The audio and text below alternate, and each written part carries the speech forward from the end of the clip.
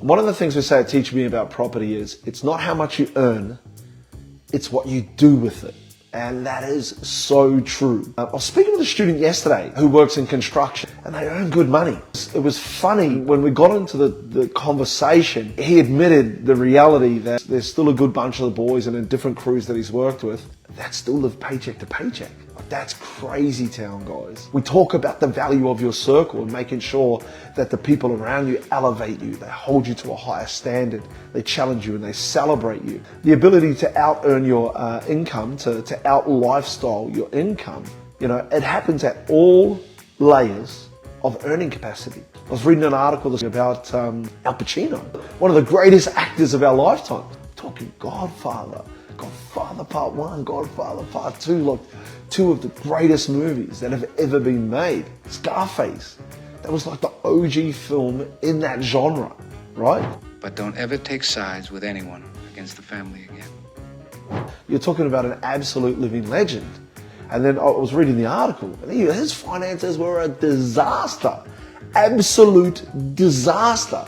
He talks about Godfather Part 1, was great for critical acclaim, was great for everything. It's only paid like 35 grand to do the movie. And what he talks about is that he sucked with money.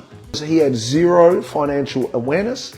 And here's the other thing, circle. He talks about how his managers just managed all his money. He wasn't even signing his own checks. He never checked anything off. And so costs were just going out. He's paying for 3 households. He's paying for 16 cars.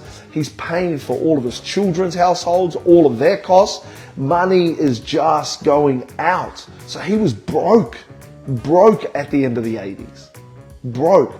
This guy was an absolute legend. He did Godfather 3 because he had no money. They say he never fails, but no one is safe. And then he talks about he picked up a lot of other movies. He started to get money in. It started to bring more money in. But he still sucked with his money. He had no idea where any of his money was going. And because of that, he had no money. He talks about he was paying $400,000 a year for a gardener, for a house he didn't even live in. He didn't even know. He talks about everything was signed off. He had no idea. He talks about how at one stage, even in the 90s, he had 50 million in the bank, cash, and then that went to zero really quickly. Like, it's not what you earn, it's what you do with it. And it doesn't matter how much money you earn. It doesn't matter if you're one of the most famous people on earth. If you don't manage your finances, sooner or later, it catches up. And that's for everyone. And I'll share one last thing with you.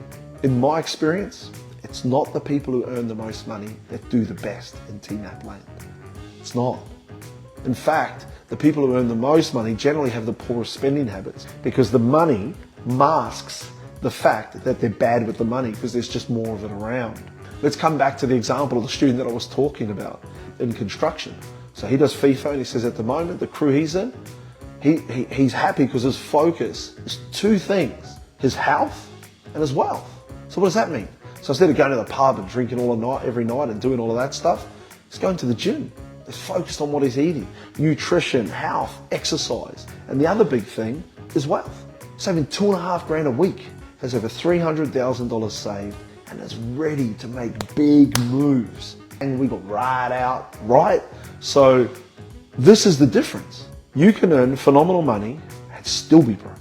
You can get $4,000 a week after tax and still live paycheck to paycheck. Or you can live life the TMAP way, right? You can spend less than you earn. You can set money aside to invest in assets. And you can have those assets appreciate in value and generate income. And if you're willing to do that, I'll see you at the top of the mountain.